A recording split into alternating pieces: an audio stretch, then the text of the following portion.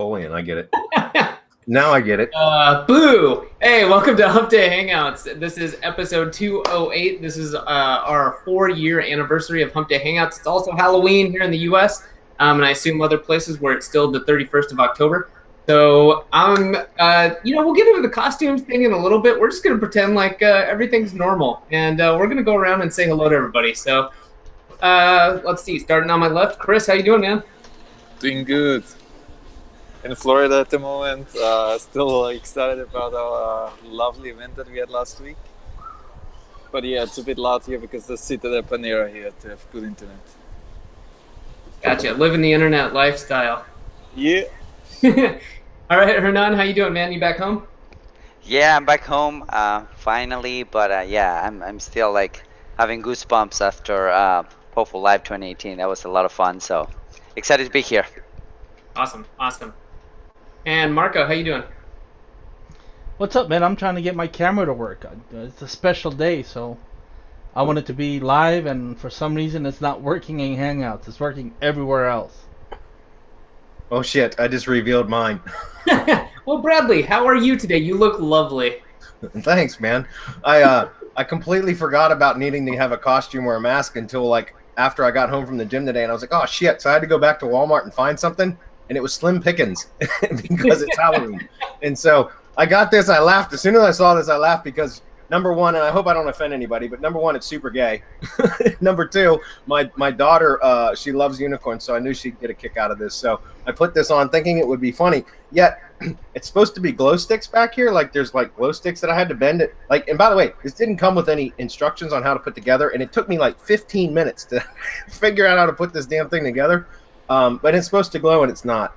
So anyways, Wayne, this one's for you because I already know you're going to meme the hell out of this. I can see a pink wig already. Yeah, I almost bought a wig too, but I said, nah, I'm not going to do that. Anyways. Well, I want to circle back around to it being episode 208, but first I've got a couple quick announcements for everybody. So if you're new to Semantic Mastery, one of the questions we always get asked is, where should I start with you guys? What should I do? Get started with the battle plan. It's the best way for you to get repeatable results. It covers a lot of areas. I'm not going to go into it, but I will put the link up there, and if you're watching the replay, you can find that in the description.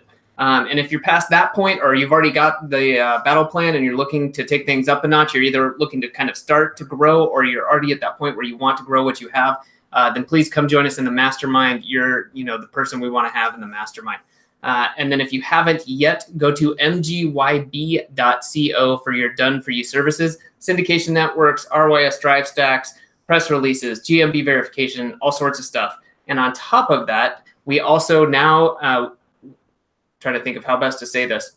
You won't have to use our janky PayPal link. As of today, you can go in and order the keyword research. And we've had some more people asking about it through support, and I'm going to put the link up here. This is the lowest you're going to see these in terms of price, and they're really, really cool keyword services. I've used it myself for our projects as well as some stuff I'm working on the side. Marco, you mind talking about it real quick just so people have a better understanding of what they get with this? Well, there's 3 tiers. I don't know if we're offering just the top tier or which tier it is that we're offering. Yeah, just go ahead and tell them about all of it. We'll make it work. Yeah, well, the first tier is basic keyword research. It's good enough to get you started and to get you on your way to making money. The next level, we go in depth into the keyword research. But what we don't do is we don't take the keywords and filter them and then put them actually into silos. So now I'm getting into the top level, the really just a total done for you keyword research where we go and we separate. We even filter the keywords so if they have commercial value, if they have supporting value, and even if they're not commercial, they have supporting value because Google found some relevance in those keywords. And so we're offering all 3 tiers. The top one is where it's literally, we do everything for you. We set up your silos. We set up your questions. All you have to do is just answer the questions. And the keywords are all in there, and they're all supporting the silos that we set up. It's usually 3 to 4 silos because that's all you need to get started. I mean, and if you've been through Jeffrey Smith's SEO Ultimate Bootcamp, then you'll know exactly what to do with those. If you haven't, then my very first suggestion is go and get into Jeffrey Smith's training. Figure out how to do all of that on-page SEO, and then through the training, you'll know exactly what to do with this keyword. Also, just guys, it takes 3 days to set all of this up. I mean, because we have to go through every keyword, filter it, and make sure that it's a viable keyword, that it supports the silo correctly, so that we stay on that silo and we provide all of the power possible to that silo, so that when you go and apply it along with the training, it just, guys, it's just awesome training. As Adam said, we've used it. We use it all the time in GMB, local GMB Pro. I mean, it's, as you know, whatever you get from us, it's stuff that we use. First, we use it, and we're like the guinea pigs, and we test it out and we make sure that it works. Once we deliver it, it's because it works.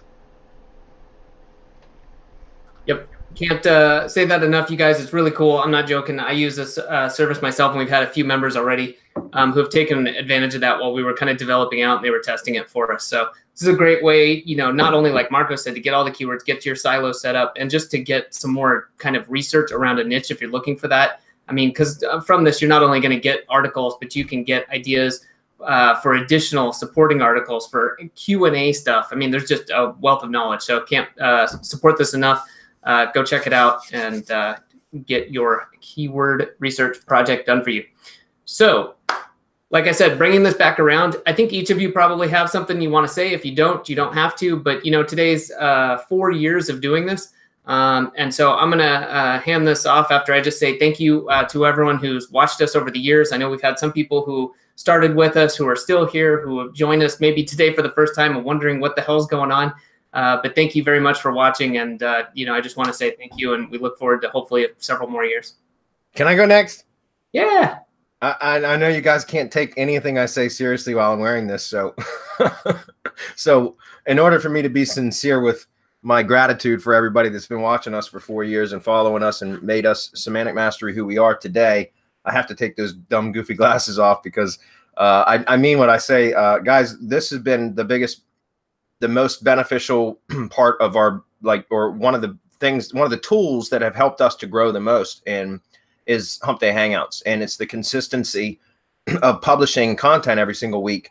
And we've had a lot of our members in the past say, hey, you know, like, what is the one thing that you would suggest for getting traction with the YouTube channel? And it's consistency. And, you know, this makes 208, so 4 years, and we've only taken one Wednesday off in 4 years, and it was a scheduled Wednesday off. Like we told everybody ahead of time. It wasn't that we missed it, which is, that's freaking impressive, man. That's consistent. And there's not a lot of people in this industry that have been around for 4 years, that have stayed around for 4 years. There are some, absolutely, and that's great. So you guys know from the people that have been, the few developers out there or whatever, training, you know, trainers out there that are still available, still around after several years, there's a reason for that. And so we're fortunate to be one of them. And a lot of that has to do with you guys coming and participating on a weekly basis. And I can speak for everybody here, but I know everyone else is going to speak for themselves when I say that we truly enjoy this. Like I love this 1 hour every single week, because even though it's free, it doesn't, you know, we like to put an hour in, invest an hour, or give back an hour of our time on a weekly basis, because this platform has done so well for us and our company and for our growth. And so for that reason, we like to come back and give back an hour on a weekly basis. And plus it does give members that are not part of the mastermind, which is where people have direct access to us. It gives you guys access to us on a weekly basis. Even if it's just very limited, it still gives you access to directly with us without having to be in the mastermind. However, if you want access to us on a daily basis, obviously you got to join the mastermind. I did squeeze a plug in there because, you know, it wouldn't be us if we didn't. So anyways, again, I just want to tell everybody how much I appreciate you all. I'm so grateful to have this platform, to have my partners here with me every single week, to be able to answer questions and just stay plugged in. You know, our thumb is on the pulse of the local SEO industry, that's for sure. And a lot of it has to do with you guys coming and participating on a weekly basis. So thank you from the bottom of my heart. And with that, we put these dumb things back on and pass it off. So who's next? Yeah, real quick, I just wanted to kind of reiterate what Bradley just said. I'm really, truly grateful of, being of service, being of help on this community. We're trying to be upfront, and we're trying to be as as upfront as possible. We're not wanting to tell you that everything is going to be amazing, because sometimes it isn't. We're not trying to tell you that everything is going to be easy, because sometimes it isn't. But the main point is that if you stick to it and you have a proven process and you have the support that you need, pretty much everything comes to fruition, like this Humpday Hangout, right? But 4 years in a row, that's been an amazing trip, and here's to a lot more. So thank you, guys.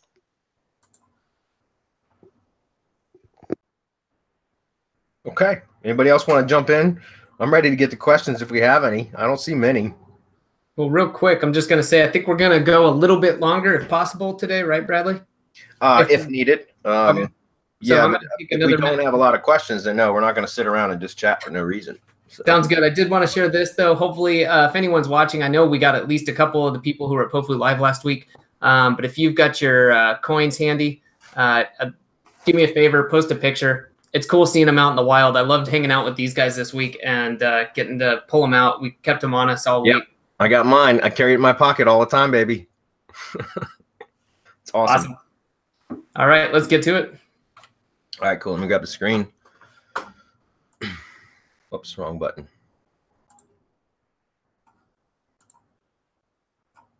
All right. And by the way, how are we? Did you say? I'm sorry, I might not have been paying attention. Did you say we were doing the drawings or announcing winners later? That's good. As I turned off my screen, I realized we never said anything about the prizes. We'll be doing. We'll draw the grand prize and the runner-up at the end, and then we'll be doing some additional prizes to live viewers only as we go. I'll talk to Hernan and Marco on the side here and Chris, and we'll get that figured out. Okay, good. Thanks, guys. So Jeff says, congrats on 4 years. Time flies when you're having fun. Isn't that the truth, Jeff? It's hard to believe it's been that long. It's funny, if you guys ever are curious, you can go back, you can go to our YouTube channel and just look up Humpday Hangout episode 1 and just watch 5 minutes of it. That's probably all you'll be able to stomach anyways. But it's, we've come a long way. There's not much has changed. I mean, it's still Google Hangouts, but, we've come a long way in our ability to present information. That's for sure. Me especially. I'm a hell of a lot more comfortable talking with you guys now than I was back then. So it's kind of funny. It's kind of funny to go back and see that. Bradley has talked over and over about specializing in a niche. So when first starting out, how do you pitch the client that you were an expert in their niche? Well, I didn't, Jeff. That's the thing. You hear the cliche, fake it until you make it. And there's some truth to that or some validity to that. But at the same time, I don't like to be dishonest. I've always tried to run my business where I'm 100% transparent and honest with, and you guys probably know that from following us, right? I tell it exactly how it is because I fail more often than I succeed. And I share that just as much as I share my successes. And I try to do the same thing with clients. I try to be honest with them. So when I first got started out, that's part of the reason I really went into lead gen originally, was because I didn't have any results to show anybody. Like I had no proof. I had no credibility, right? I was not a credible. I wasn't credible because I had nothing to show.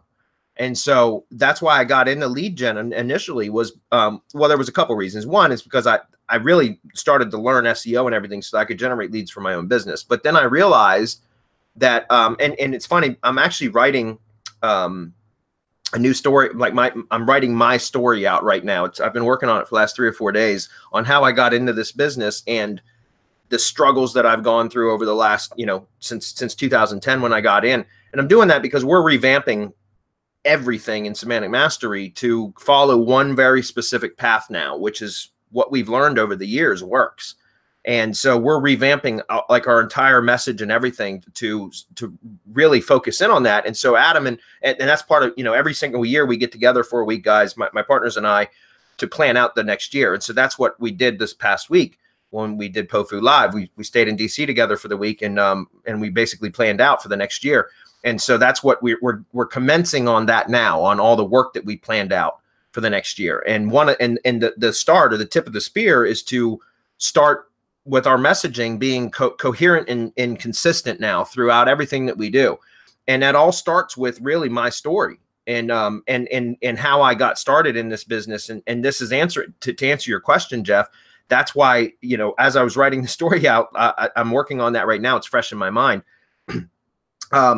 You know, I started generating leads for my own business in Culpeper as an electrical contractor. And it was super easy because this is a rural town. There's virtually no competition. Even to this day, there's little competition in this town for SEO stuff, for digital marketing, because it's a very rural town. There's not a lot of population.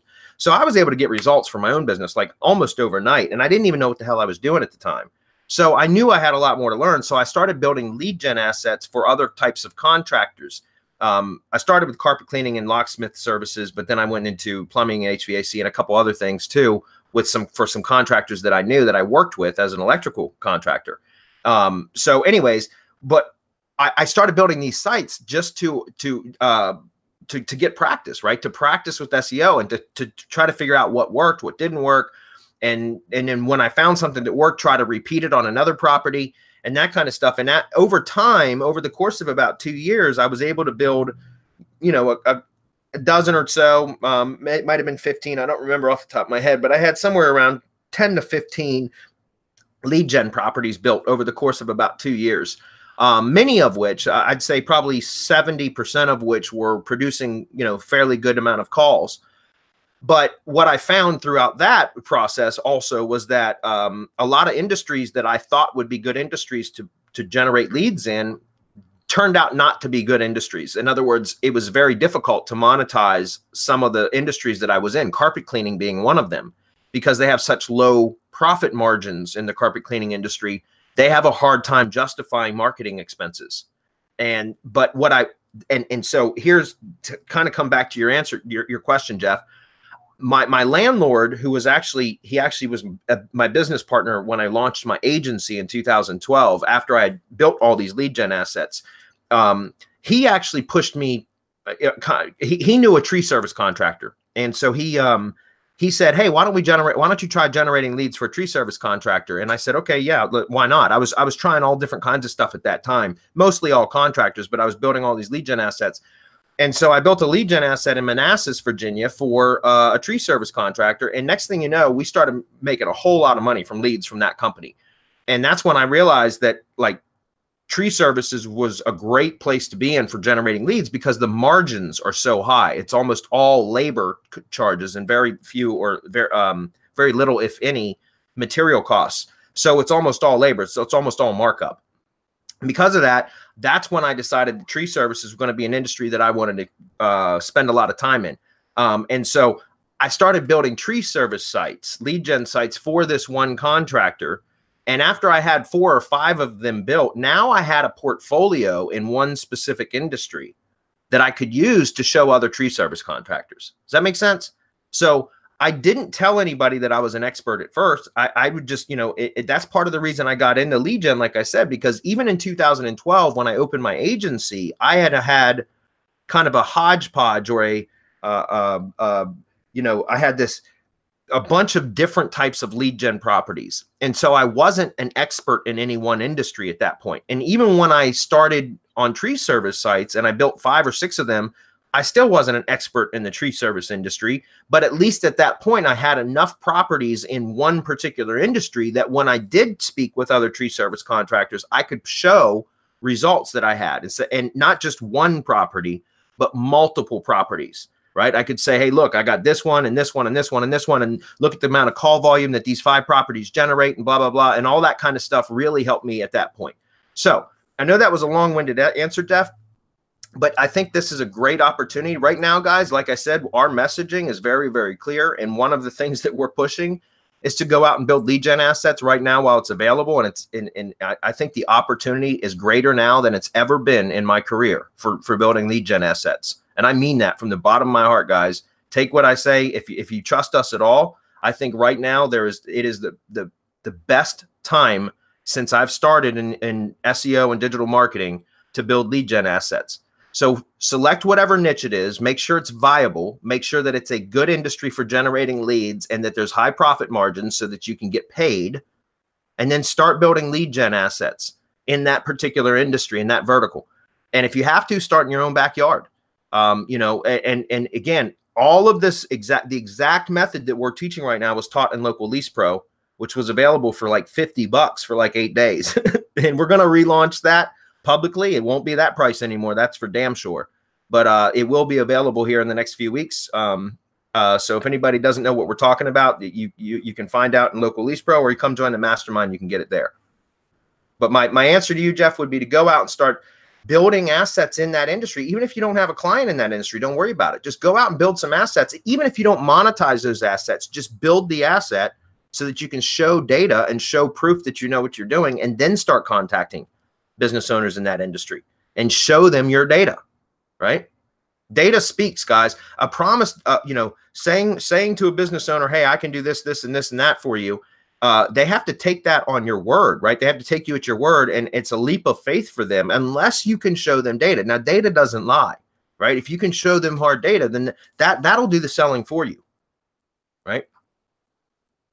Good question, though. Did somebody, I saw a bunch, anybody pinging me, by the way? If so, just interrupt. No, you're good. Okay.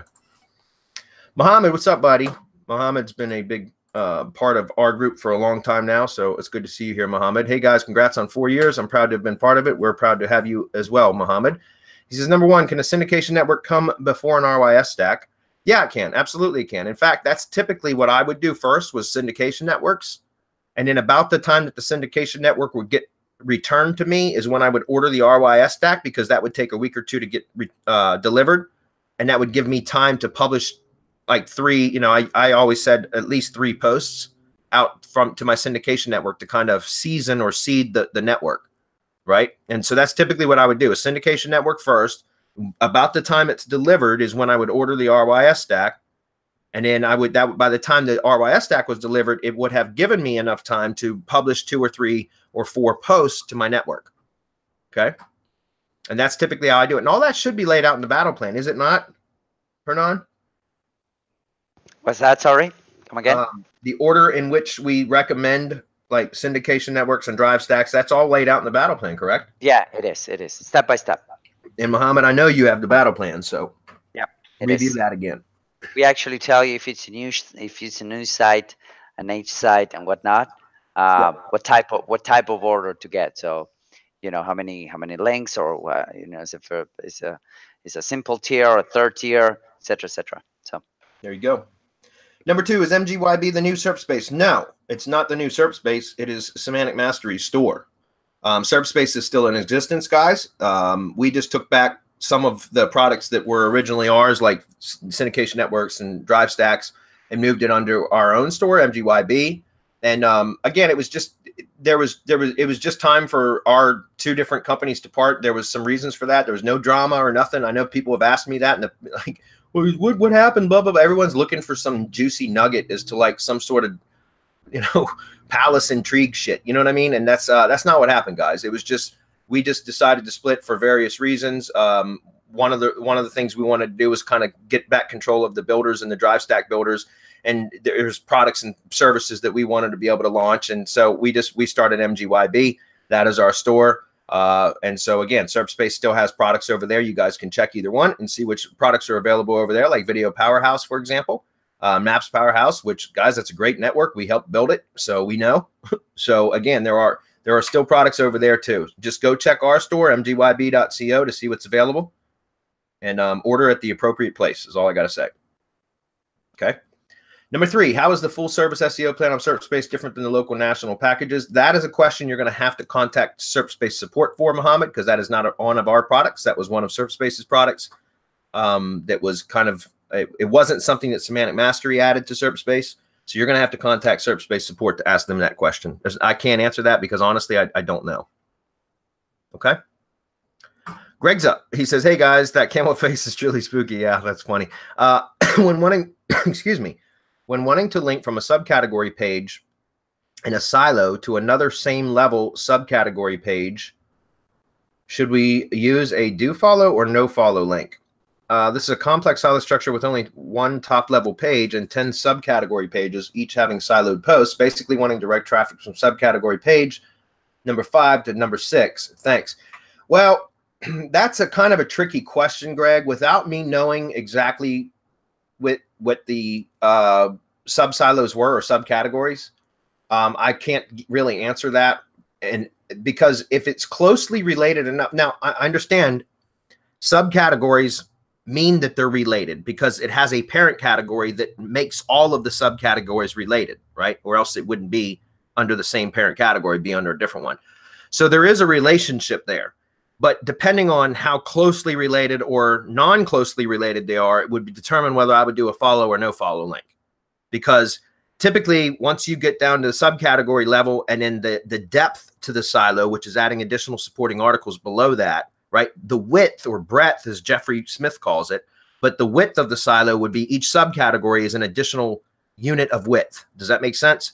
Now, each supporting article within the silo is another unit, an additional unit of depth, if that makes sense.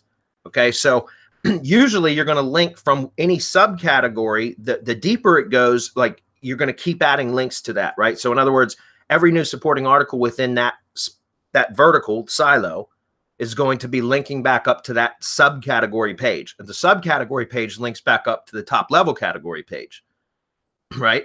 But usually at any point in that silo that you're going to link to one of the other sub-silos or subcategories that you would end up, I typically will do a no follow link because we want to try to keep those subcategory silos the theme very, very tight. If they were related enough to where they could be a do follow link, which there is occasions that happens, instances that happens, right? But then technically, if they were closely related enough, couldn't those two subcategories be combined into one then? Right? Does that make sense? So that's why you got to be really careful about, I've seen silo structures, guys, that are way overcomplicated. I talk about this often. But I've seen people build out silo structures with subcategories that are too closely related that should have been combined all into one. Oftentimes I've seen what could have been a simple silo and all of the air quote subcategories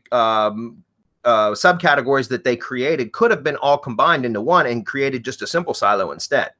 Because again, you can get too granular in how you try to separate your keyword themes. So I know I didn't give you a solid answer on that because I don't have enough data. This is kind of a vague question, and it's really going to determine, it would depend on how you structured your silos, how you stacked your keyword themes before I could answer that. When in doubt, use a no follow link. That's the short answer. Does anybody else want to comment on that? Just real quick, because what I want to point out is these are the problems that you run into when you're dealing with a top level domain, right? A TLD, whether it's .com, .net, or you have hundreds now, right? But anyway, different rules apply to those. What we've been trying to do is to get away from all that and just make things really simple where it doesn't matter. You can still silo, but you can break the silo rules. Basically, you can interlink between the silos. Again, in RYS Academy Reloaded, we call it the spiderweb silo, where you can push power everywhere. And as long as there's relevance, and it doesn't have to be as tight as silo structure on a TLD. So as you're pushing relevance, then Google is fine, because what we do is we play off what Google loves, which is Google. And so that's why we've been moving away. I know you talk about it, Bradley, that you haven't built a WordPress website in months. Yeah. Same here. I don't build them. I don't bother with them. Or if someone pays me enough to build one, I'll build them, but I'm not going to mess with them. Once I build it and make it look real nice, I'm going to do everything off page or off site, so that I don't have to bother with all of these things that you have to do when you're working with a top level domain. There you go. There you go. And guys, like I said, I mean, you know, if you really want to know how to structure a WordPress site and silo structure and how to group your keywords and keep your keyword theming really, really tight and all that kind of stuff. Again, SEO Bootcamp, Jeffrey Smith is hands down the best on-page SEO course I've ever seen in my entire career, and I mean that. So if that's something you want to do, Greg, if building WordPress sites and authority sites and such like that is part of your business, then I would absolutely recommend that you get that course and go through it, because there's no better training out there. Yep, okay. And he's charging $1,000 for that course, but if they go through he keeps our link open, and you guys get 50% off. That's right. Through that link, half price. So I mean, it's a no-brainer if you're dealing with TLDs and the client just insists that everything get done on the website, then this is the way to go. That's it.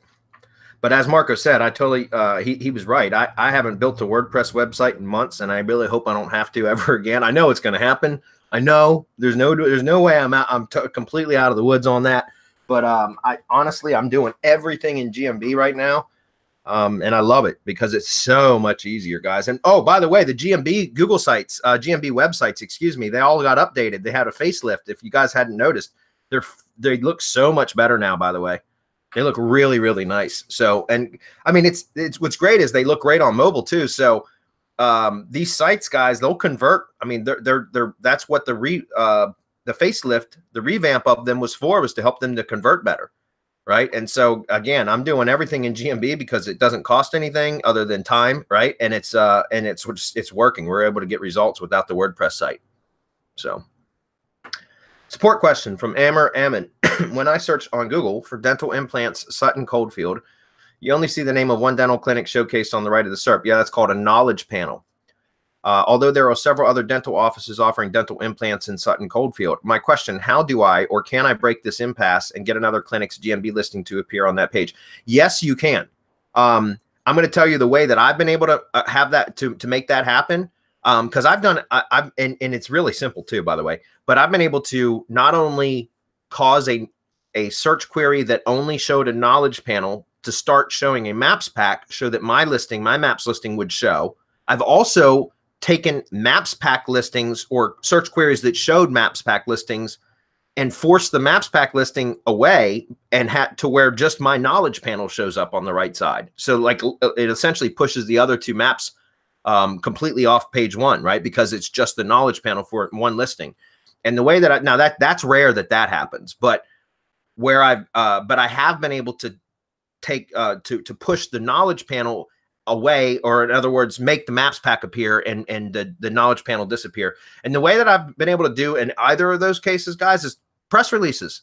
You guys know I love press releases. Local PR Pro was a complete training course developed around how to use press releases for ranking maps listings.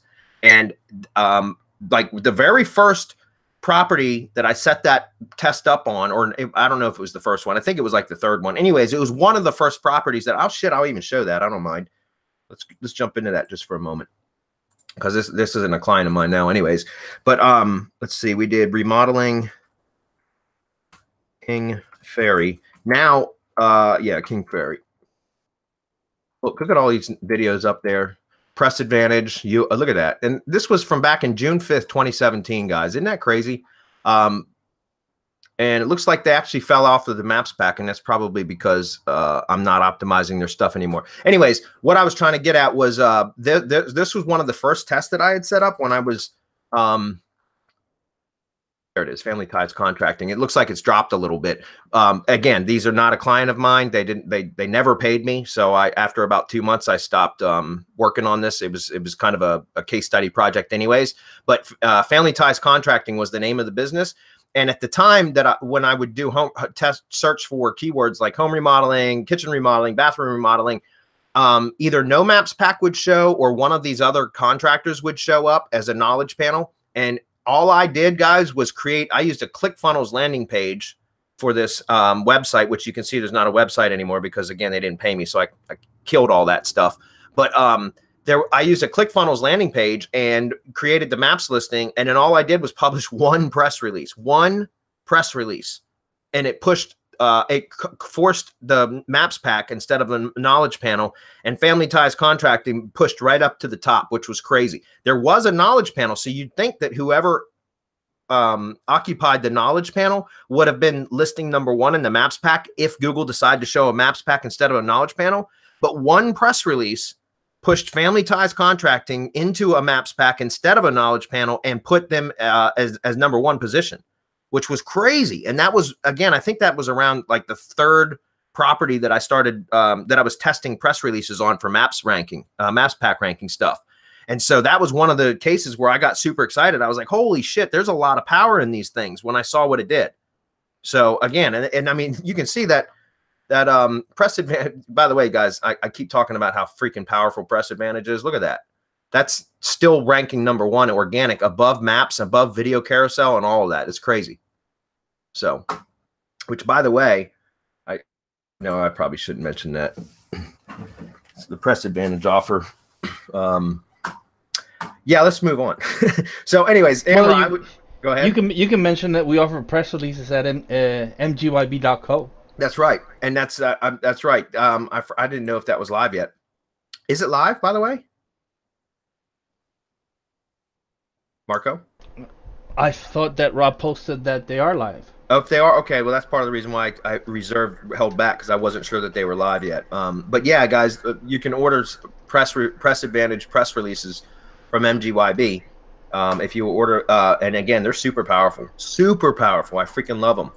It's my favorite. I love it. I'm looking at the website right now, and they're live. All right, good. Well, I'm glad. Okay, cool. So, Amber, my answer to you is press releases. Again, I mean, I can't give you the exact strategy. It's in Local PR Pro, though. But you can go out and test on your own and figure it out, I'm sure. Or if you want to learn the exact strategy, just, I guess, come join the mastermind or pick up Local PR Pro, because you'll learn exactly how to do that. Okay. Jim's up. He says, congrats on 4 years. You guys have provided a ridiculous amount of information over the time. Thank you so much. Well, you're welcome, Jim. We appreciate you as well. Just to remind everyone, during the 204 Hangout, I called dibs on all the prizes given out today. Sorry, but not everyone could be a winner. That's awesome. Dibs. You know what? That might be a good time. Let's do a little giveaway. Do you mind taking a quick break? Sure. All right. Let's see. We did the drawing. Let me pull this up so I can get a imaginary drum roll. Pete Hogg, you were the first winner today, so you can get a done-for-you keyword research package, but you need to contact us at support. All right? And then the second done-for-you... Adam, hang on a second. Support at mgyb.co. It does not go to Semantic Mastery. Please, guys, try to keep those separate. Don't write multiple emails to the different ones, because all you do is slow up the process. mgyb.co. Support we gotta... at... MGYB.co. I'm sorry, I got to jump in just for a second, because I know some of you guys watching today do this, and it drives us crazy. But I got an email from somebody that had replied to the PayPal receipt that was sent to them for something that they bought. So they sent a support request to the PayPal email to support in 2 different support locations, and it's the same fucking request. It's like, that slows everybody down. It confuses everybody, guys. Just use one support channel, please. Okay, I'm sorry. Go ahead. One, and make it the appropriate support channel, please. Yeah. Like Marco said, yeah, choose. And if you do mess it up, that's fine. Just stick to one note. Don't try to woof us and Facebook message, Skype, and all that. So, yeah. All right. So Pete, contact us, and we'll get you the done-for-you keyword research package. And then the second winner of that and the last keyword package goes to Aaron Martirano. All right. Sorry if I butchered your name, but same thing. If you guys, either of you have anything, I know you're both watching, just post on the page here and we'll point you in the right direction. That's it. Cool. Scott, congratulations on 4 years. Hey, Scott, thank you so much, man. Scott's been around for several years now with us as well. So glad to have you, Scott. I'm glad you're still with us. Andrew Samutin says that Brad Camel at 5 a.m. this morning is like, wow. Yeah, I understand that. I thought it was kind of funny myself.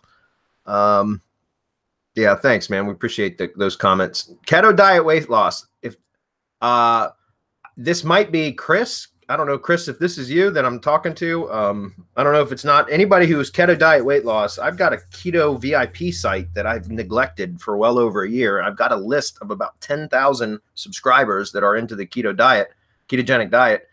And I'm looking to partner or JV with somebody that wants to handle some of the work for, like, that can do email marketing and stuff to that list. I mean, I've got the list already, guys. I'm just completely neglecting it. I don't have time to work on any affiliate stuff. Because I'm doing all the local marketing stuff, so I don't have time for it. But like I said, I'm looking to JV. I know I've got, it might be Chris. I've been talking to this guy named Chris about it. So if it's you, awesome. Reach out to me. We still got to get together. If it's not, whoever that may be, reach out to me. I'm looking to do something with that list. So anyways, Gabriel says, congrats, guys. I've learned so much from you all. Thank you, Gabriel. And let me add, Gabriel's in Brazil. Awesome. So that's pretty cool. He's watching us from Brazil. I love it. Well, thanks, Gabriel. We appreciate that. Carolyn says, OMG, I'm in. By the way, that image of Bradley's face is particularly disturbing. Yeah, Carolyn, I saw your post in the mastermind. Being logged in the G Suite catches people all the time. For some reason, they get a 404 error. I don't understand why G Suite does not allow people to connect to the event pages. It doesn't make any sense to me. It's a Google product, but whatever. So yeah, just anytime you're logged in the G Suite, guys, if you can't access the Humpday Hangout event page, just access it in a different browser or an incognito window. You'll be fine. Michael, what's up, Michael? He says, wow, 4 years. Who would have thunk it? Congrats, guys. One question, if I may. I know you teach one branded ring for WordPress sites. Is that branded ring, in that branded ring is one YouTube channel. Can I add multiple tiered rings to that YouTube channel that is in the WordPress branded ring, or should I use a different YouTube channel to add multiple tiered rings? No, that's fine. You can do that. That's absolutely fine, because remember, if you're publishing from WordPress to your syndication network properties, it's not going to publish to YouTube, right? Because WordPress isn't publishing videos. So yeah, you can absolutely use stacked tiers on your branded network and excuse me, your YouTube channel. And remember, guys, there are no footprint issues with video syndication from YouTube, that is. Okay. Like even to this day, there's not been any issues with that. And that's just, think about why, because there's no footprint issues as long as you stick to the applets the way that we recommend, which is just the video embed code, and then maybe a link to the actual video itself, like watch video on YouTube here, and then the URL to the YouTube video, and then a link to the channel or to a playlist, for example. That's it. Don't put the full video description in, because that will cause issues. I know it because I've had sites de-indexed, I've had Web 2s terminated, all that stuff, because I've syndicated the video description text. That's why those applets are designed the way they are. But once you use those applets the way that they're designed, which is just basically the video embed code and then a link to the video and a link to the channel, then you're just acting as a publisher for Google at that point. Does that make sense? Because you're not pushing an agenda. All you're doing is pushing YouTube and links to YouTube, right? So you're acting as a publisher for Google, and Google likes that. And that's why I've never had any issues, footprint issues, with syndication of YouTube videos. Okay. So this is a good question, Michael. Look Within says, congrats on 4 years. You guys always over deliver. Thank you. Appreciate that. Awesome, Jay. Good to see you're still around, buddy. Greg, 4 years. Again, thanks, Greg. Ed, I hope you got my email this morning, buddy. I got yours from last night. Ed was at POFU Live. I'm going to Hilton Head next weekend with my sister's getting married again. And so anyways, I'm going to go down and meet with Ed. He's down in that area, and we're going to have some coffee together or something like that. It's going to be awesome. So Ed, awesome. I hope you got my email. I'm looking forward to it. Jay, that's funny. Step Brothers. That's a stupid movie. It's so funny though. Okay. Do we have any questions? Oh yeah. By the way, the only reason I posted this, because I wanted you guys to see, that's funny. This is a tree service call that came in today. And we get these quite often. It's funny, but people call when their cats get stuck in trees. They call tree service companies. And, you know, I got to tell you, my tree service company, they don't go out and get cats out of trees. It doesn't pay enough. But I just think that's funny, because that's the kind of shit that comes in often. Time to call the fire department, I think. Yeah. There's some more. There's a couple more questions. Just scroll up a little bit. Okay, congrats. Pete says, Pete Hogg says, after following you guys and following your training from the Battle Plan Syndication Academy, local GMB Pro, local East Pro, etc., I've just signed my first client for 500, I think that's pounds per month. Oh, awesome. That's awesome, Pete. It's awesome. Good. That means you can join the mastermind now, right? Yep. So, you should have told us that you have enough money to join the mastermind now, because now you're going to get retargeted like you've never seen. I'm super pumped and hungry for more. Thanks for the knowledge and additional webinars you give up. Keep up the good work. Thanks, Pete. We appreciate that. Okay, Tom says, my favorite thing on Wednesday. So happy for you guys. Haven't missed even a single episode since episode 50. Wow, Tom. That's awesome. Thank you. This is Dan. Dan was at POFU Live as well. Dan's an amazing guy. Thanks, Dan. Thanks, Greg. Walt, you guys have been great. Thanks, Walt. Walt's been around for a while too. John, he's a new mastermind or newer mastermind member, and he's super excited. The guy's like a sponge. He reminds me very much of Muhammad because he's always engaging. That's awesome. Congrats. Stoked to be part of SM. The mastermind has been great. Did the mini mastermind yesterday with Marco, William, and Jamina. Very positive, very powerful. Highly recommend Semantic Mastery. Thank you, John, very much. Sweet. Edward, Ed Gell began. He says, how do you tell a client that you have worked so hard for and done so well to go fuck off after they question your work and integrity? Well, I mean, you know, guys, the position of fuck you. I know how Marco handles stuff, but I handle things with a little bit more tact or a little bit more. I'm a bit more reserved for the most part, unless somebody completely offends me. So typically I don't tell a client to go fuck off. I mean, I'll be 100% honest. That's my first instinctual reaction. And there's been many times where I've started to type that out in a nasty email, but you know, my conscience gets the best of me, and I realize that that's very unprofessional. And so I usually, you know, take a few deep breaths, count to 10, or I'll sleep on it overnight, you know, stuff like that. And then I'll go back and revisit. A lot of the times what I'll do is I'll draft out an email explaining like how they were wrong. Right. And then I'll leave it in draft mode, and I'll come back and I'll revisit it, you know, 12 hours later, 24 hours later, whatever. And eventually, over the course of however many times I revisit it, I end up whittling it down to a very diplomatic response to however they treated me. And then I send that out. And I'm very glad that I've done that, because the reason I say that is because I've had in the past, you know, in my younger years, in my earlier days of my career, where I would, you know, respond with emotion. And that completely burns that bridge, right? And when I started exercising a little bit of tact, I found that even though that particular business relationship may have dissolved at that point, I've actually had referrals come through from that business owner that, you know, that the relationship dissolved because I handled it in such a diplomatic way, right? In other words, I was very respectful, even if they completely offended me, I still have, and so Ed, I'm not, again, we all handle things differently. I know Marco probably has a very different response than I do, but I've actually received business from clients that have the relationship has ended because I handled it the way that I did.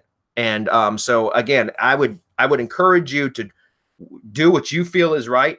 But when it comes to somebody that, you know, does question I just tell them flat out, like, it's obvious that we're not seeing, you know, we're not a good fit for each other at this point. So I would like to part ways, and I wish you and your business all the best. And so that's usually how I wind it up. And again, it might start out with a four paragraph, you know, 2-page letter with me unloading all of my feelings and anger and frustration, blah, blah, blah. But by the time I actually hit send, it's usually a sentence or two saying something like that. Like, we just no longer are a good fit for each other. I wish you all the best. You know, please feel free to reach out to me at a later date if you change your mind, or blah, blah, blah, something like that. And that's just to leave that bridge, that, you know, not to burn the bridge, to leave that door open for potential business in the future, if not with them, which I may not want to ever have business with them, but possibly from referrals too. So Marco, what would you say? Dude, no, I'm with you up to the point where they start questioning your work ethic, your integrity, and how you do things, because that's a whole lot different. They're not questioning your work; they're actually questioning you. They're questioning your ethics, your character. That's what I'm gonna tell that person. Man, fuck you. What the fuck's wrong with you? I'm making you all this motherfucking money, and all you can do is question me. Go look at the motherfucking bottom line. In fact, what I'm gonna do is I'm gonna walk across the street to the person you hate the most. Yes, that person, that guy who you hate, who is always competing with you and is always beating you for contracts, and I'm going to give him all that work for half the price I'm charging you, just because you're questioning the kind of person that I am, the work that I do, and not only that, man, my character and my integrity, especially when you know you've done everything you can for that person and you have produced results. Now, having said that, I'm all for not burning bridges. I'm all for being able to tell the person, hey, look, you know, we've come to the end, you know, that there's nothing we can do. We obviously don't agree, as long as they don't cross the line. And if they cross the line, then you're within your every right to tell that person exactly how you feel. And I'm with you, man. In fact, if you need me to ride shotgun, just put me in on the call. I'll handle it. That's funny. Although I'm gonna disclaim one thing though, as kind of a word of caution. If you are going to unload on somebody because they questioned your character, I would recommend that you do it verbally and not in writing, because if you do it in writing, then that could be published on the web, and it could really destroy your reputation as a business owner, even if you were justified in your response. Does that make sense? Because again, guys, don't put that kind of shit in an email, because that could be published, republished. If you're going to do it verbally. And the only reason I say that is because, you don't want that to come back and bite you in the ass and make you and your business look bad. Even if it was justified, it's gonna shine. It's gonna look bad for you. That's all I would say. 100% in agreement. You do it person to person or in a phone call. Make sure it's not being recorded. Right. That's right.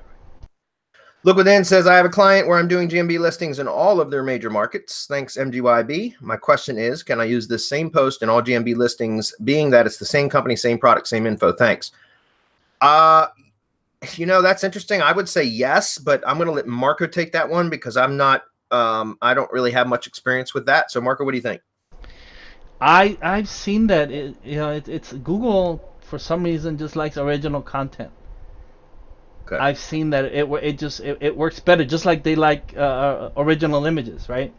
Original images work much better for what I do than stock images, and even images that we manipulate, that we're able to get the way that we teach in local GMB Pro, right? The unlimited local image method. And so I've seen that when you go that extra step and do a little bit more, it just works that much better. Now, having said that, set up templates like Bradley teaches, and you can teach your VA to add variations to these templates, so that going across from one to the other, you don't really have to repeat it. The message is pretty much going to be the same. Call me, I can solve your problem. It's how you say it, right? You can say it all kinds of different ways. Yeah, and if you just if you know the content templates that I use, guys, I just add tokens in, and then I just the VA that does the posting has the keyword spreadsheet for that project, and all they do is go in and just select the next keyword in the line, right? So the next row, just grab that keyword and then swap that token out. So even if they're using the same content templates over and over and over again, the wording is always going to be slightly different, because it's a different set of keywords that they're swapping out, right? So that's why it's just a really, really efficient way to do it.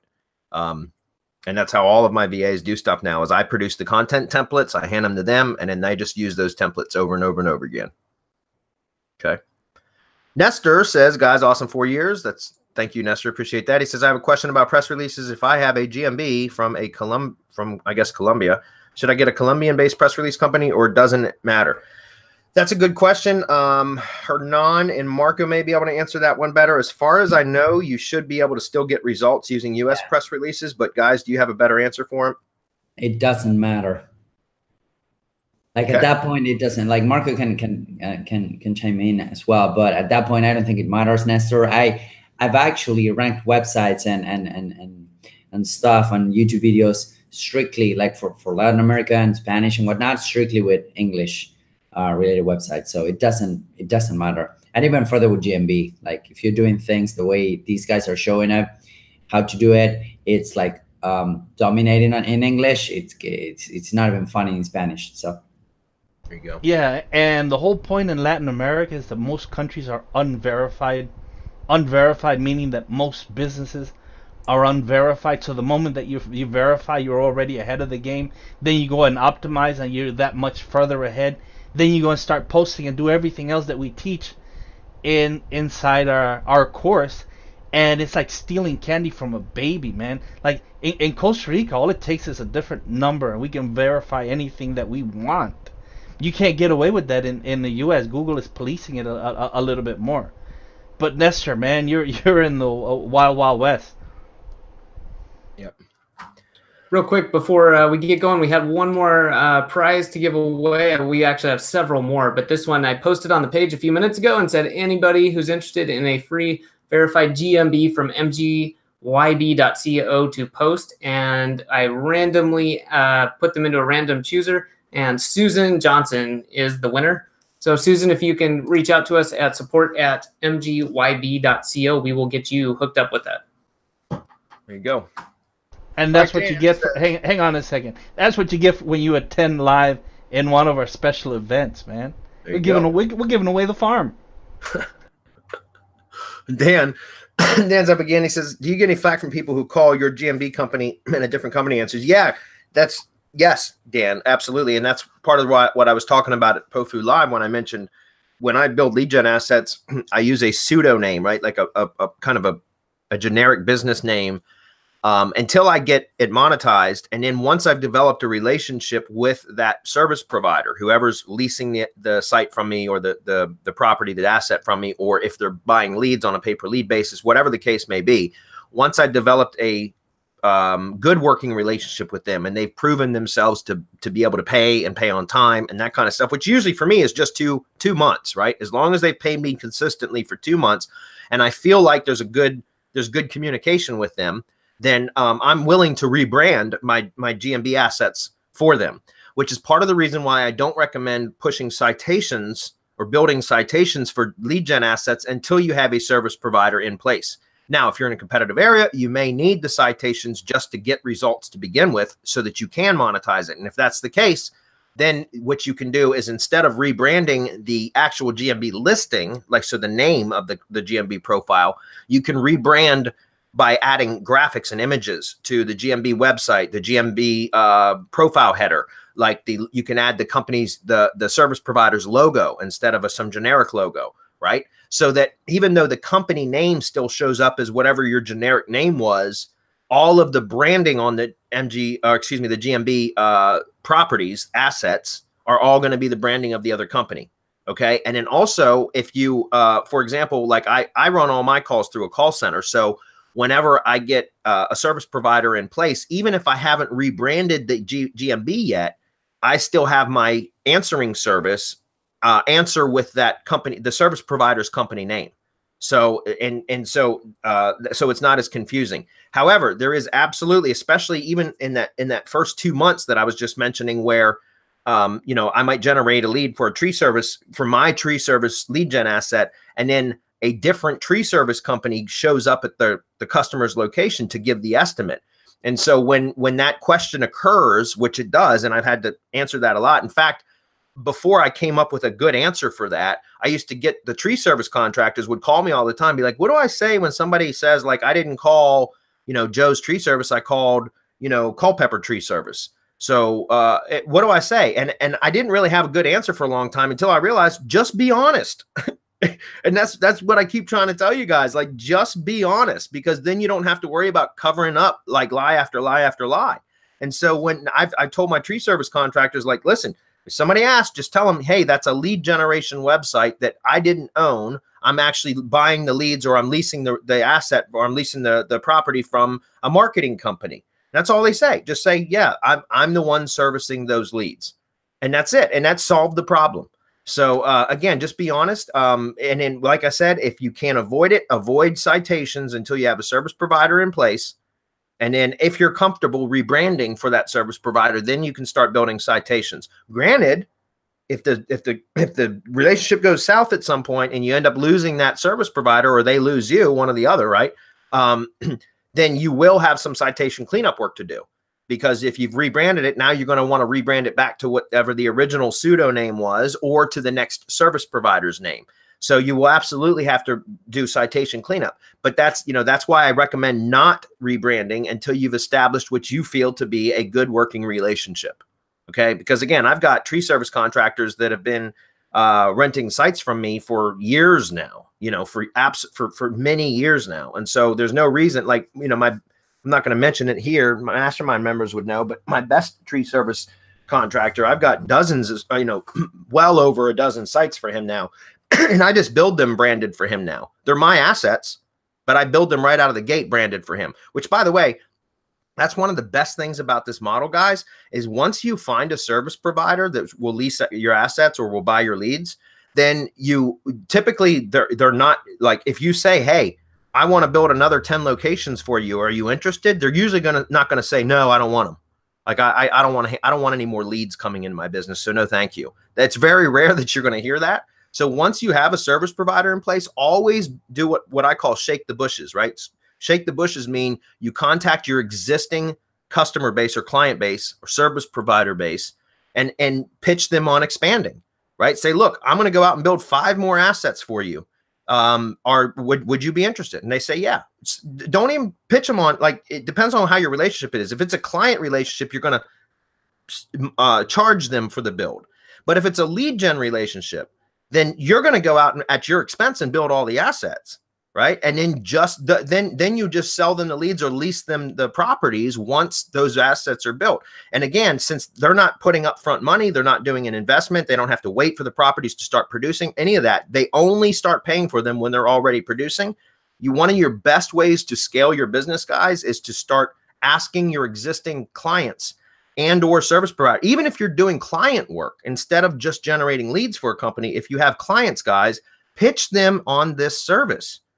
Go to your clients and say, look, right now, there's great opportunity for me to expand your footprint with Google Maps listings. Would you be interested if I built these out? For example, I'm going to say I've got a pest control, an outdoor pest control company, does mosquito and tick control services in the Northern Virginia area.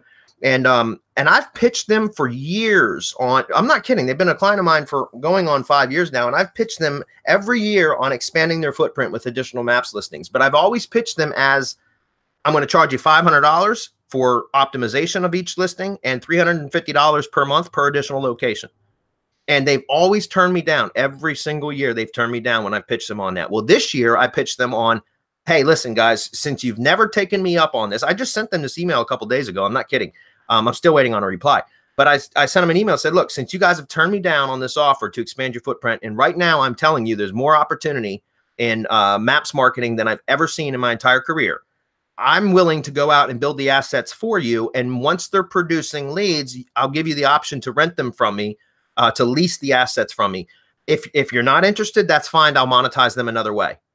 Now, what kind of a business owner is going to say no when you're telling them that you're going to go into their service area and you're going to build a bunch of competing assets that you're going to give them the option to rent or lease from you? And if they choose not to, then you're going to monetize them another way, which means what? You're going to find a competitor to lease them to, or you're going to find like a pay-per-call exchange network or something to direct the leads to, right? So again, now you're creating that issue with that client, in that client's mind of, oh, now wait a minute, I've turned him down, like with my pest control company, they've turned me down for 4 years on expanding their maps presence. And so now I'm saying, okay, you know what? I'm just going to go into your service area and expand maps presences for outdoor pest control, mosquito and tick control services. And then I'm going to give you the option to rent them from me and secure those leads if you want. And if you don't, that's fine. I'll monetize them another way, which means I'll find another damn company that is interested in them, or I'll monetize them through a pay-per-call exchange network. Either way, right? So that's a great question. But you know, like I said, those are the kind of things that you'll find in the lead gen business. But right now is a great opportunity to do that. Okay. This is a great question from Frankie. We are going to go a little bit over, and I'm okay to stay a little bit, guys. I don't know if I can get through all of these, but anyways, I can stay about another 15 minutes. You guys good to stay for a little bit? Yeah, I'm good. Sure. All right, where did I? Come on, don't sound so excited, man. Sure, man. You don't try 4 years on a Humpday hangout every day, man. Let's go crazy. YOLO. Woo! Too bad I stopped drinking during the week because, or I'd be drinking beer right now. After the week of Tofu Live, I drank way too much, so I'm taking 2 weeks without drinking. So, Frankie's up. He says, this may not be a typical Hump Day Hangout question, but I would like to ask how do you guys balance having a relationship wife with a significant other and still be able to crank out 12 to 16-hour days without your significant other being upset and that you don't spend enough time with them? Frankie, that's not a question I can answer, because that is precisely why my wife left me. It's because work was always more important to me than she was. And she didn't like that too much. So honestly, I say that kind of tongue in cheek. There was some other reasons too, but that was one of the big ones. At the time I was running a real estate business, and I worked 16 hours a day, and it was because I was trying to build something for us. Right. But that wasn't, she didn't see it the same way. Let's put it that way. So I'm going to direct this question more to you, Marco, and to Adam. And even Hernan, because Hernan's got Yamila's his significant other. What do you guys do? You just don't work 16 hours a day, right? Yeah, we should like we should. I just work 4 hours a day and then spend all the rest of the day with my. And I'm just kidding, but that's actually a great question, an amazing question, because this will come up, and I think that is some sort of agreement, right? And it comes both ways. I mean, the reality is that you're able to work 12, 14, 16 hours a day is because you're building a business, it's because you love what you do, right? And sometimes the other person is not as fortunate. So I do understand where's that coming from. But I think that both of you guys need to be on the same page. And this goes in terms of a lot of communication and a lot of talking and going through this. You need to be on the same page as to why you're doing what you're doing, right? I'm a big believer that you can make a living out of doing what you love. So that's why I'm actually, trying to coach my significant other on doing that, and stop like doing whatever she doesn't like doing. But so that she would understand it in terms of working 12, 14, 16 hours a day. And but I think it comes down to the agreement that you guys need to be on the same page as to, listen, when it's game time, right? Frank Sinatra didn't get a call in the middle of the stage because, his wife wanted to spend time with him. You know what I'm saying? When it's game time, it's 100% game time. Now, with that said, there's also a need for you to unplug and spend some quality time. So that needs to be that needs to be on your plate. That's on your plate, not on the other person's. So that's my intake on it. Who's next? Well, I'll go. I think it's kind of interesting. Part of the reason I do what I do now is because I wanted to be able to have more time. I don't work 12 or 16-hour days. I don't like doing it. I worked as an engineer in my previous life, and so it's kind of interesting to me. And I think I can just say that what Hernan said is right. I think what he said, when it's game time, that your other half or whatever it is needs to recognize that that's it. But you also, it's on your plate as well to communicate that and to communicate it well. And to if you need that time or whatever it is you need, then it's on you to make that known. And that doesn't mean just saying, here's how it is, right? I think most people would agree that's not how a relationship works, but you've got to work that out ahead of time. You can't just expect it to happen and people to read your mind. And this isn't something I have figured out. Me and my wife work through it. There's times when, we've got to work together. We've got to do things. She's a freaking scientist. I mean, she has experiments she's got to run. She gets called up and, she's gone and I'm the one who has to adapt. So it goes both ways, and I think it's whatever works for you, Frankie. You've got to spend some time and you have to figure out what works for you. Is it investing your time now, 12 to 16 hours a day, and potentially losing out on some other areas? Because it's a trade-off. And if that's okay with you and the end result gets you what you want and your significant other's okay with it, then that's great. But, I think you need to figure out for yourself what that means. Anybody else? Go ahead. Marco, Go ahead. First. Go ahead, Chris. So, in my opinion, you're not productive if you're working 10 to 12 hours a day anyway. So what I recommend to schedule in at least twice a week family time, or wife time, or sexual time, or whatever you want to call it, and roll it that way. Because that's what I'm doing as well here, when I'm traveling. I'm going to agree with all three of you. I'm married. We've managed to make it work for over 11 years now. 3 kids. We have a brand new baby. Now, I'm not working 16 hours anymore, but it would kill me if I were to do that right now. Although, if I do go in the lab and have to work that, I first go and I talk to my wife and I tell her exactly what it is that I'm going to do and approximately how long it's going to take. And for that amount of time, she understands that. She knows exactly what I do. She understands it. Again, Hernan said and Adam said, you communicate it. They have to understand that this isn't something that you can just in a couple hours, twice a week that you can knock out. You can go and walk a couple hours a day and lose a ton of weight. You can't do that on the web. 12 to 16 hours. Talk to her, and then what you're going to have to do. So if you're going to work that much, is when the weekend comes, the weekend is hers, man. It can't be you and your buddies and her. It can't be you doing the stuff that you do, and at some point her. The weekends, when you're off, it has to be all about her. You guys know, like you hardly ever see me on weekends. I sometimes come in and I comment, but that's because maybe nobody's around. I'm doing something else, but I'm dedicated to my wife and kids when I'm off.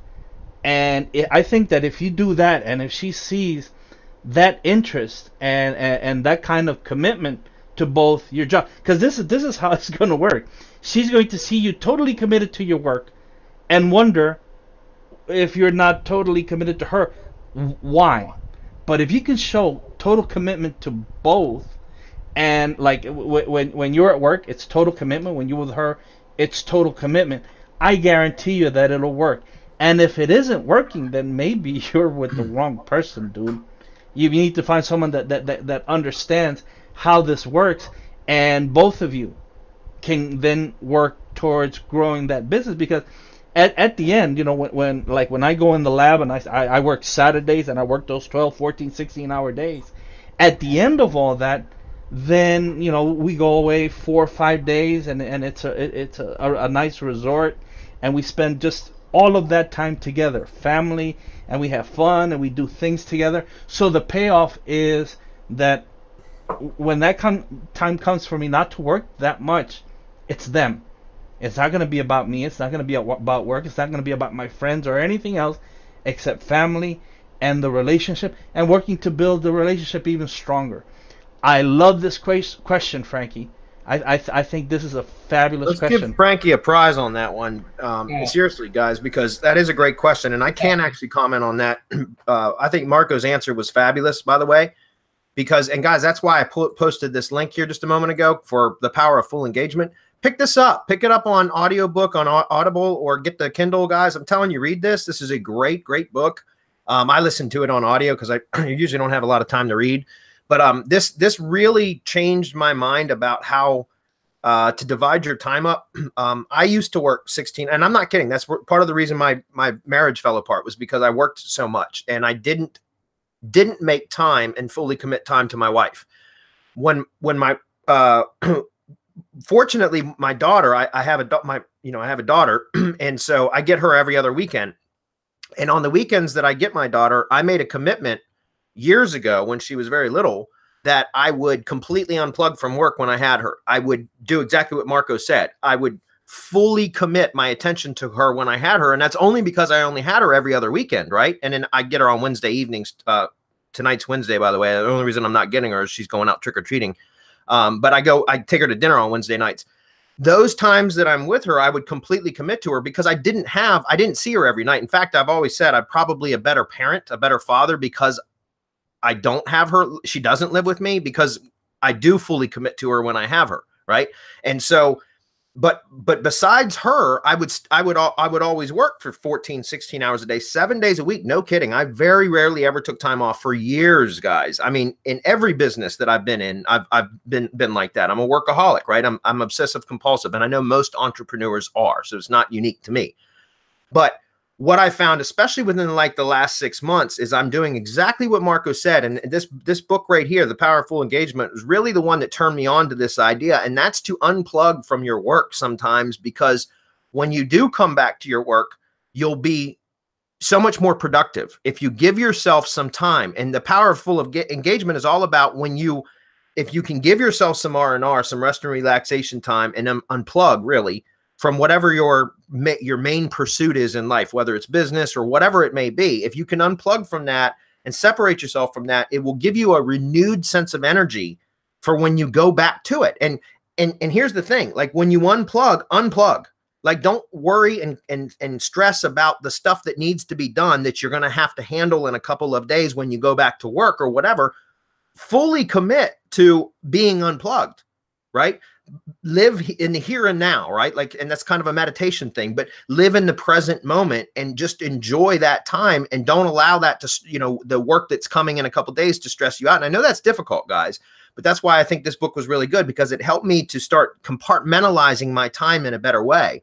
And so now, like again, probably 6 or 8 months ago now, I started riding ATVs on weekends. I go camping on the weekends. I don't have my daughter. I'm usually out camping on an ATV trip, and I completely unplug. I literally turn my phone off or leave it in the truck for the entire weekend because I don't. It's again powerful engagement. I want to fully engage and enjoy my time. Riding ATVs and camping and hanging out with buddies, drinking beer around a campfire, that kind of stuff. I'd rather fully engage in that. And then when I come back to work, and we talked about this at POFU Live, but when I come back to work on Monday, like I grind my ass off from Monday through Thursday.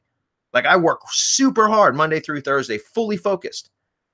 And then Fridays are usually lax days. I do some work and that kind of stuff. But then Saturdays and Sundays, I'm completely unplugged. And what happens is I'm getting more done in 4 days because I'm fully engaged in Monday through Thursday. I'm getting more done in those 4 days than I would in 7 days months ago because I was burned out. Does that make sense?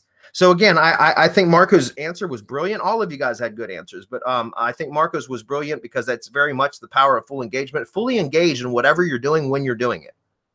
Right? Great answer. He should win something. Yeah, let's get back to the important part that Frankie's going to win something. So Frankie, hit us up at support. We want to hook you up with a t-shirt. And on, I think we all agreed. I had multiple of you guys messaging me. So we're also going to put syndication network in there. So we're going to hook you up with a couple of things there. That's a great question. Awesome. Well done, Frankie. Real quick, the last thing we didn't touch on with him is to consider Frankie, if you don't have a team, start investigating that. All right. And I'm not saying you need it or you have to reduce the time you're working, but if you're not building a team that can offload some of this stuff at some point, you need to really start doing that. Yeah, because you'll be the bottleneck. You're going to reach a point, Frankie, where you cannot grow your business anymore if you're the only one doing it. So, and trust me, I've been there. Okay, I can stick around for another 5 minutes, guys. I'm sorry we can't get to all of them. You guys can certainly stay, but I'm going to have to head out. Aaron's up. He says, is there a way to get the call now button to show up at the Google local GMB search listings? That's why I pulled this up in the background. This is one of the ones that I've been working on. Well, I've got a VA working on all this right now, but for me, it just shows up. If I go into the edit, then it's right here, the button. I can select call now or contact us, get quote, make appointment, message us, or whatever. You see that? So it's in the GMB dashboard when you go to edit the website, if that's what you're talking about. You can just select which type of button, the call to action you want on the button. Does that make sense? And if you're doing actual GMB posts, it's the same thing. You get to select which type of button it is that you use, the call to action button. So I'm not sure if that was your question, Aaron, like if that's what you were talking about when you said the GMB search listings, but if that's what you were asking about, it should just be a selection that you make. Although remember, certain industries don't have different, like I've got, some, for example, some of my lead gen assets don't have the appointment URL section. Most of them do, but some of them don't. And so I guess it varies depending on it. It varies based upon industry right now. Okay. Pete says, when I get back one of your RYS drive stacks, do I build out silos folders and interlink these folders and then build links directly to the folders? I'm not sure what you're asking about, Pete, because when you get back the drive stack from us, everything's already interlinked. Marco, do you know what he's asking? I am not sure what he's asking. Okay. Well, then if you're in RYS Academy, post a question in that Facebook group. If not, maybe submit a ticket to support, perhaps. I'm not sure what to tell you on that because I'm not sure what you're asking about. Unless he's talking about extra folders, and that's all in the training. Yep. That's all in RYS Academy Reloaded. Okay. Sorry, guys. I just got a call from one of my tree contractors. I'm trying to reply to him. Excuse me. All right. Anyways, I'll handle that in a minute.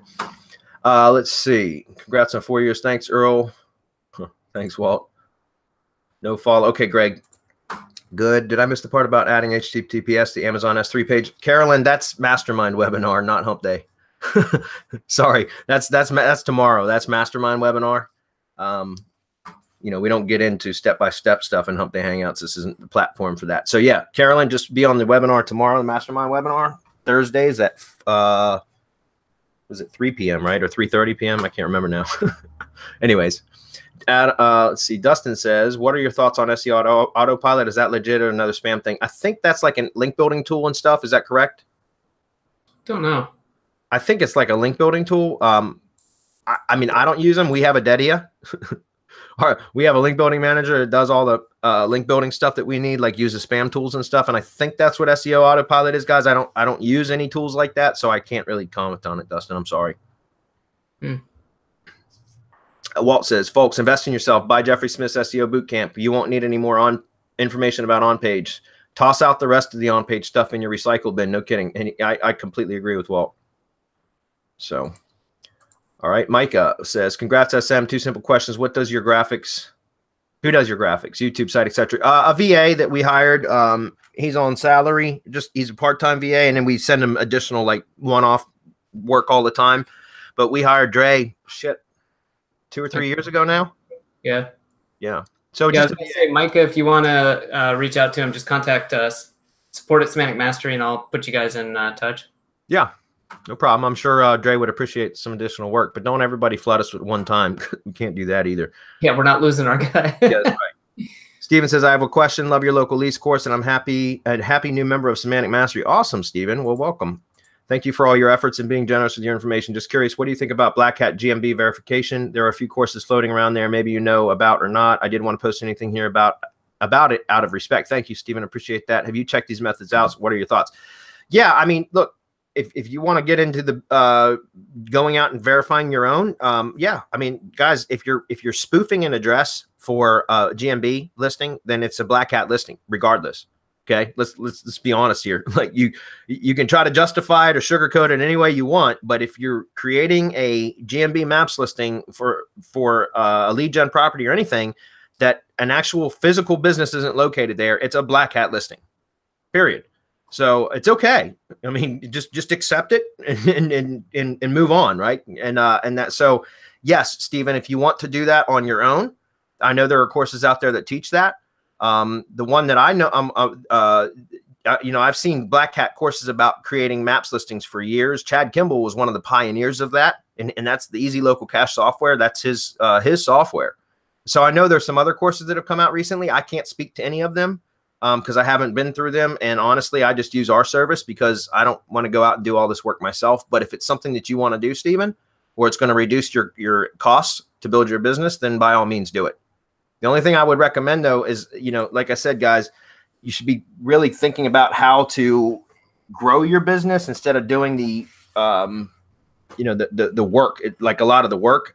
And so I would recommend, if you're going to go that route, Stephen, that you learn it and then teach a VA to do that so that you don't have to do it. You can focus on growing your business, right? So, all right. Aaron's the keto guy. Okay, Aaron. I think yeah, I did. We should probably chat. I've got somebody else that I'm going to be talking with about that keto list, but we should probably talk if you're serious about keto stuff, because I've got that list that is just not being used. So Craig says, I'm your guy. Hit me up. Craig's in the mastermind too. At least he was. I know he's in local GMB pros. So yeah, Craig, hit me up, man. We'll talk. Okay. Is the rest just comments? Let's see. We got one. I think if you scroll up, Jordan had one, which I think I know what the answer is, but I'll let you input on that. We've got a massive travel website. Can't put the name in here. I will be having some serious on-page questions as it has some issues. How much is that type of stuff covered in the mastermind? Well, Jordan, I mean, as a mastermind member, if you wanted to come in, we could like literally hot seat or analyze, like do an audit of your site on one of our mastermind webinars. We've been known to do that, where we go through and analyze it live for you and for the other members of the mastermind, if you're comfortable doing that. If you're not, then you could ask generic questions. In other words, don't reveal your property, and we're happy to answer them in as much depth as we possibly can without actually looking at the site. Does that make sense? So, but yeah, I mean, guys, that's the thing about the mastermind. Like we don't hold anything back in the mastermind, especially our webinars. In the mastermind webinars, pretty much anything you guys have questions about, we'll go into just as much detail as you're willing to go. Yeah, and to Jordan also, since he's in Syndication Academy, you know how you're always asking questions, or people are asking questions in Syndication Academy.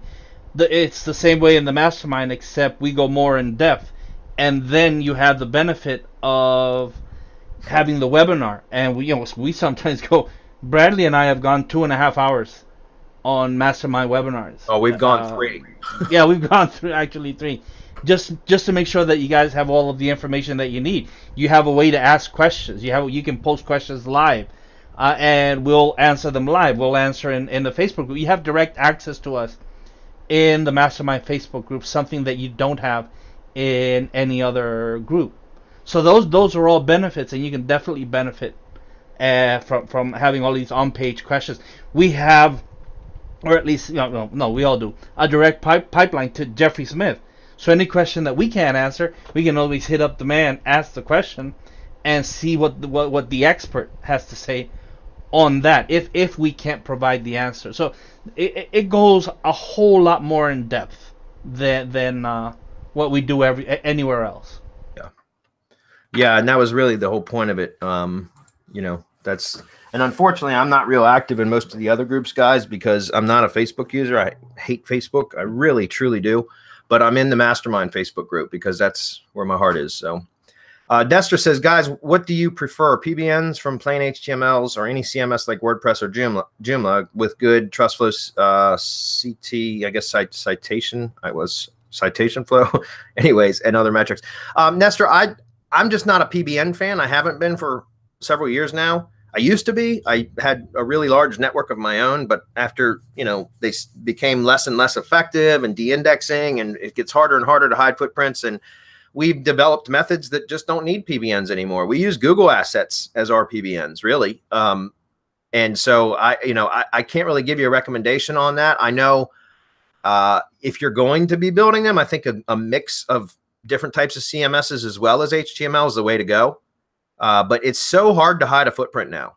It really is. It's truly difficult to hide a footprint because the algorithms have gotten so much better at being able to detect that stuff like in an instant. And so that's why I just don't even bother with it anymore. So I can't really answer that, except for I would recommend using a diversity of platforms. Anybody want to answer that? Drive stacks and G sites. Yep. Yeah, G sites, RYS, and if you still have to do a PBN, just build them out as real sites. Like monetize them, get traffic to them. Full on legit. Ken says you got to make time for bow chicka bow wow for the old lady to keep her happy. That's funny, Ken. Winner. He should win something too, because that's funny. Well, speaking of, let's get into this. We have some really cool, crap, I didn't put them out in front of me, but the, here we go. Tofu stickers. Let's see. I don't think anybody saw that. Hold on. Let me click on there you go. There we go.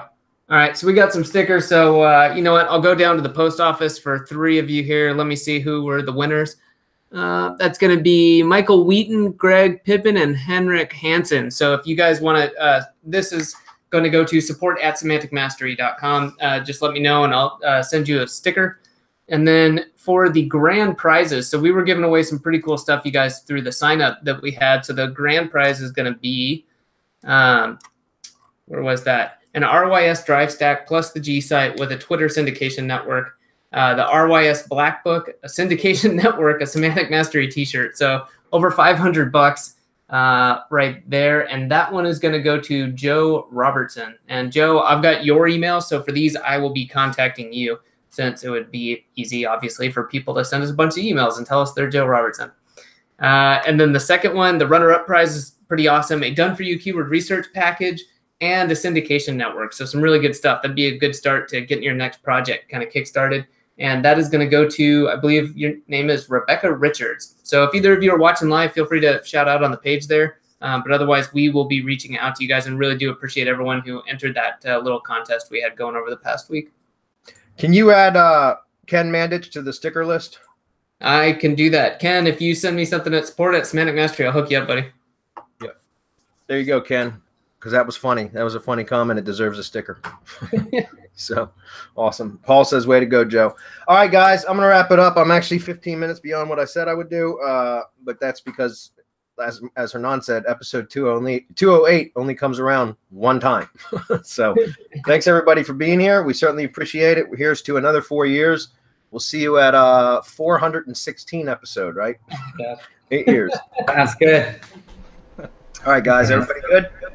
Yeah. Bye, everyone. Yeah, one last thing. If you didn't win anything today, hint, everybody in our mastermind is a winner. Everybody in the mastermind is a winner, is what Chris Actually, said. I'm not sure why I'm doing the I thing. It's not a joke. And I'm the mastermind. I thought Adam was a pirate until like right before, and then I realized he was Napoleon because I told him you need an eye patch. You didn't correct me. The baguette, and then I was like, yeah, this is going overboard. So, All right, guys. See y'all mastermind webinar tomorrow. Otherwise, we'll see everybody else next week. Thanks, guys. bye, Bye, everyone. Cheers.